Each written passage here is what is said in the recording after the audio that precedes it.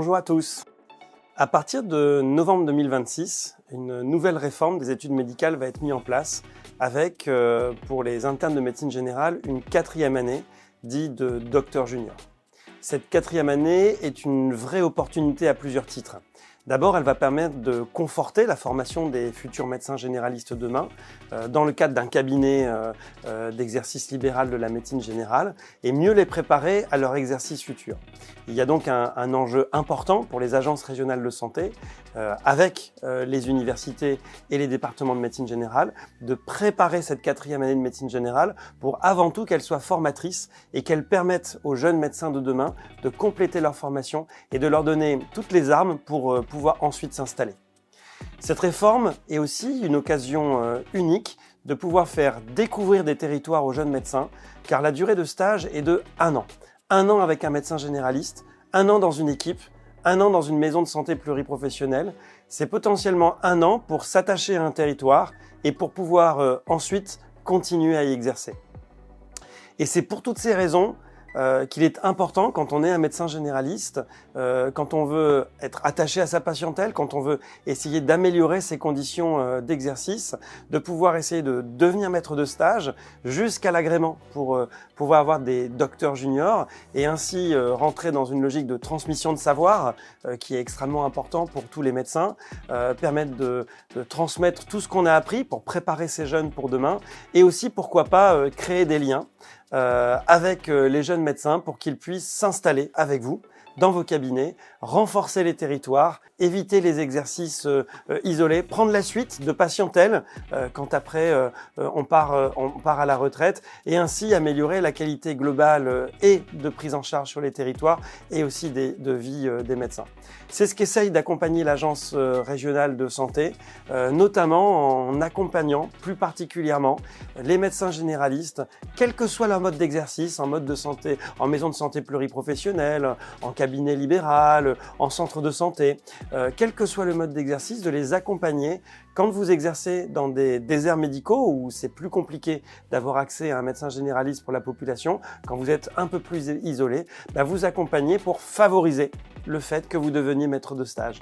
On a utilisé pour ça le nouveau dispositif qui est promu par le gouvernement, les maisons France Santé, et en Nouvelle-Aquitaine, l'ARS souhaite accompagner financièrement tous les candidats et tous les maîtres de stage qui souhaitent accueillir des docteurs juniors par le dispositif France Santé afin de donner des financements pour aider à l'accueil du docteur junior, le financement d'un bureau, le financement d'un ordinateur, l'aménagement de locaux et préparer ce terrain de stage parce que, encore une fois, ce terrain de stage doit être propice à un apprentissage pour nos jeunes médecins et en même temps à donner envie potentiellement à rester sur le territoire pour s'occuper des patients et pour travailler avec les professionnels de santé qui sont sur ce territoire. C'est donc aujourd'hui la réforme de la 4e année de médecine générale, le nouveau dispositif France Santé qui permet aux agences régionales de santé d'accompagner des cabinets qui sont ciblés pour avoir des financements spécifiques à partir du moment où ils participent à améliorer l'offre de soins sur un territoire. Et accueillir un docteur junior, c'est améliorer l'offre de soins sur le territoire. D'abord parce que celui-ci va pouvoir procurer du soin et ensuite parce que à terme, on essaye de tout faire pour qu'il y reste et qu'il s'y installe, ce qui est rendu possible par cette réforme, puisque la thèse étant passée avant le docteur junior, en fin de docteur junior, un docteur junior peut directement s'installer dans le territoire où il a fait son année de stage. C'est donc un dispositif cohérent au service d'abord d'une qualité de formation et de meilleure préparation de nos jeunes à leur exercice futur, avec une année supplémentaire impliquée dans un cabinet de médecine générale pour bien prendre en considération toutes les perplexités et complexités de l'exercice de la médecine générale, mais aussi potentiellement un enjeu qui va nous permettre de lutter contre les déserts médicaux, répondre à cette préoccupation majeure de nos concitoyens sur l'accès aux médecins généralistes avec des jeunes médecins qui, bien accueillis dans ces territoires, auront envie d'y rester et de servir la population en lien avec tous les autres professionnels. C'est pour ça que je vous incite tous à vous engager dans cette démarche, à devenir maître de stage, à accueillir des jeunes médecins. C'est bien pour la population, c'est bien pour l'exercice médical et c'est mieux pour notre société. Merci à tous. Je suis le professeur Nathalie Dumoitier, je suis médecin généraliste, j'exerce à Limoges et je suis également moi aussi maître de stage. Il faut être médecin généraliste, thésé, installé depuis au moins 1 an, donc pas remplaçant, Installé, ça peut être également collaborateur. Et il faut donc faire la formation pédagogique nécessaire donc, pour le niveau que l'on veut enseigner. Et pour se former à ces formations-là, il faut contacter les référents formation de chaque subdivision.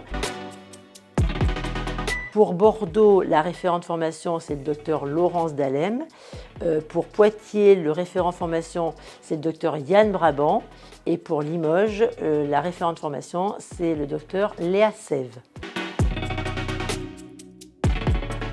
Les internes qui ont choisi le DES de médecine générale ont la possibilité de faire plusieurs stages en ambulatoire. Le premier stage se fera même en première année de DES, ce qu'on appelle le stage de niveau 1. Ils ont la possibilité de faire un deuxième stage ambulatoire qui validera ou santé de la femme ou santé de l'enfant, et un troisième stage en ambulatoire qui se fera également en troisième année de DES, qu'on appelle le stage ambulatoire en soins primaires en autonomie supervisée, où là, ils travaillent seuls dans le cabinet, supervisé par leur maître de stage.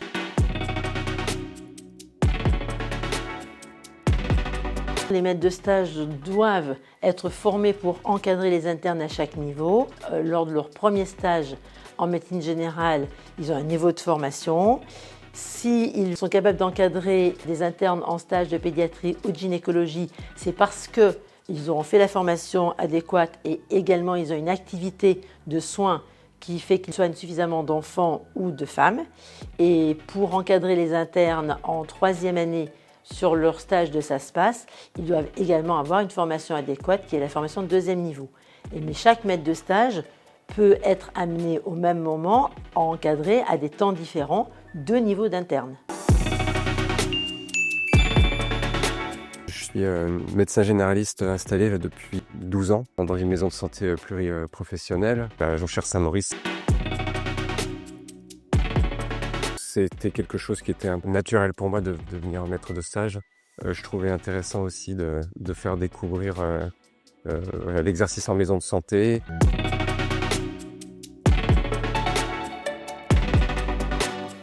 Actuellement, je reçois des internes qui sont plutôt autonomes. On réalise les consultations ensemble et en fonction de ses compétences, il est petit à petit mis en autonomie. Donc là, après, il faut se rendre effectivement disponible pour faire un débriefing, revoir un peu toutes les consultations qui ont été réalisées en autonomie par l'interne. Alors effectivement, c'est une autre manière d'exercer, je pense, que si on exerçait seul. Il faut prendre plus de temps avec les patients, décortiquer plus certains temps de consultation. Selon la personnalité des étudiants, ils peuvent avoir beaucoup de questions sur le moment. C'est quelque chose de naturel de devenir maître de stage. C'est ce qu'on apparente au compagnonnage. Et donc je pense que les médecins, en règle générale, devraient le faire. Et donc ce serait peut-être un argument que je lui présenterai aussi. Je m'appelle Alessandro, moi je suis interne en médecine générale en dernière année. Principalement qu'il soit abordable, je pense, pour pouvoir discuter ensemble des différentes situations, des cas cliniques qu'on rencontre, qu'ils soient disponibles au moindre souci. Ce qui m'aide pas mal aussi, c'est d'avoir des maîtres de stage qui sont vraiment à jour des recommandations, qui essaient de nous apprendre les choses comme il faut pour essayer de partir avec des bonnes habitudes après qu'on a fini notre internat.